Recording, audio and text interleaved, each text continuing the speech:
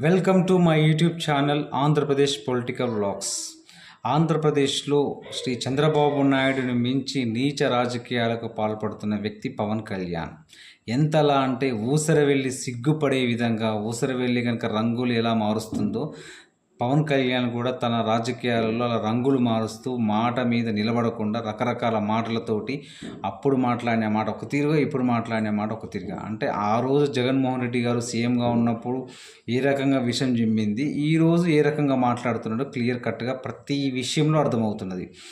రీసెంట్గా నిన్నటికి నిన్న హరిహర వీరమల్లు అనే సినిమా తన సినిమా రిలీజ్ జూన్ 12కు ఉందని చెప్పి దాని మీద ఎవరో విషం జిమ్ముతున్నట్టు, ఎవరో దాని మీద కుట్రలు పన్నుతున్నట్టు, అందుకే జూన్ 1 నుంచి థియేటర్ యజమానులు థియేటర్లు బంద్ చేస్తున్నట్టు ఇతను ఫీల్ అయ్యి సినీ ఇండస్ట్రీ మీద అతను అక్కసు వెళ్ళగక్కుతూ సినీ ఇండస్ట్రీ మీద అతను విమర్శలు చేస్తుంటే, నీకు సమాజంలో ఒక పేరు తెచ్చిన ఫీల్డ్, నీ ఫీల్డ్ అది సినీ ఇండస్ట్రీ అనేది.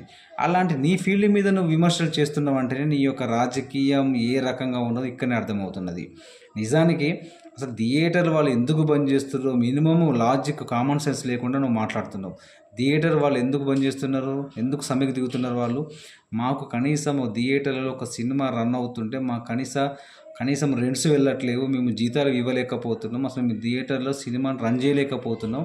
సో మాకు రెంటెడ్ సిస్టమ్ లెక్క కాకుండా మాకు లాభాలలో షేర్స్ సిస్టమ్ లెక్క ఇస్తే మేము ఎంతో కొంత మాకు లాభాలు వస్తాయి, దానివల్ల మేము థియేటర్ రన్ చేయగలుగుతాం, థియేటర్లు ప్రజలు కూడా సినిమా చూసే విధంగా వీలుంటుందని చెప్పి వాళ్ళ యొక్క ఫెసిలిటీస్ కోసం, వాళ్ళ యొక్క రైట్స్ కోసం వాళ్ళు సమ్మెకి దిగుతుంటే, చేతనైతే నువ్వు మంచి పదవిలో ఉన్నప్పుడు, నీ గవర్నమెంట్ ఉన్నప్పుడు నువ్వు వాళ్ళని పిలిపించి వాళ్ళ యొక్క సమస్యలను రెక్టిఫై చేసుకుని వాళ్ళ సమస్యలను సాల్వ్ చేస్తే నీకు మంచి పేరు వచ్చేది, మంచిగా ఉండేది. అలాంటి దానికి పోయి నువ్వు ఈరోజు సినీ ఇండస్ట్రీ మీద నువ్వు ఏ రకంగా విషయం చెబుతున్నావు? మరి ఇప్పుడు అసలు సినీ ఇండస్ట్రీ మీద నీ ప్రభుత్వ పెత్తనం ఏంటిది అసలు? ఎందుకంటే ఈ మాట నువ్వు ఒకప్పుడు జగన్మోహన్ రెడ్డి గారు సీఎం ఉన్నప్పుడు మాట్లాడినావు.